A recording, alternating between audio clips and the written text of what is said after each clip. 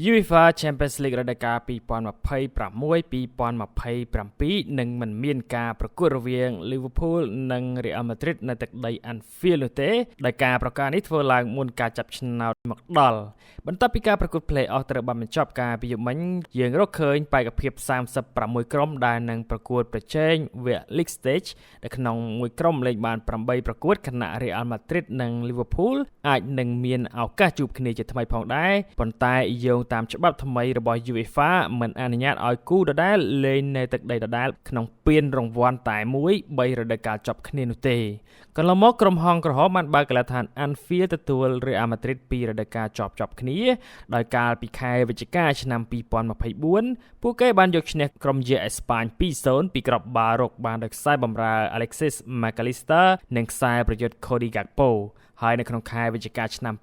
2025ពួកគេស្វាគមន៍ក្រុមអធិរាជសជាថ្មីហើយក៏នៅតែយកបាន3ពិន្ទុផងដែរពីក្របបាល់មួយគ្រាប់ដោយខ្សែបម្រើឆ្នាំ McAllister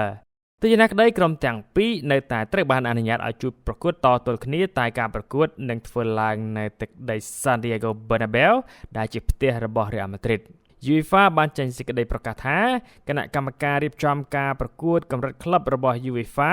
បានកំណត់លក្ខខណ្ឌបន្ថែមមួយសម្រាប់ការចាប់ឆ្នោត UEFA Champions League រដូវកាល2026-2027ដោយសម្រេចថាការប្រកួតរវាងពីរក្រុមក្នុងពានរង្វាន់ដូចគ្នាមិនអាចក្រុមម្ចាស់ផ្ទះដដែលរយៈពេល3ឆ្នាំជាប់គ្នាបានឡើយមានន័យថាប្រសិនបើក្រុមណាមួយបានប្រកួតតទល់គ្នារួចហើយក្នុងវគ្គ League Phase នៃ UEFA Champions League រដូវកាល2024-2025 ហើយចាប់ឆ្នោតប៉ះគ្នាម្ដងទៀតដែលមានក្រុមម្ចាស់ផ្ទះដដែលក្នុង League Stage រដូវកាល2025-2026នោះក្រុមទាំងពីរនឹងមិនអាចចាប់ឆ្នោតប្រកួតតទល់គ្នាដែលមានក្រុមម្ចាស់ផ្ទះដដែលនោះទេក្នុងរដូវកាល2026-2027AM Sport ដើម្បីកីឡា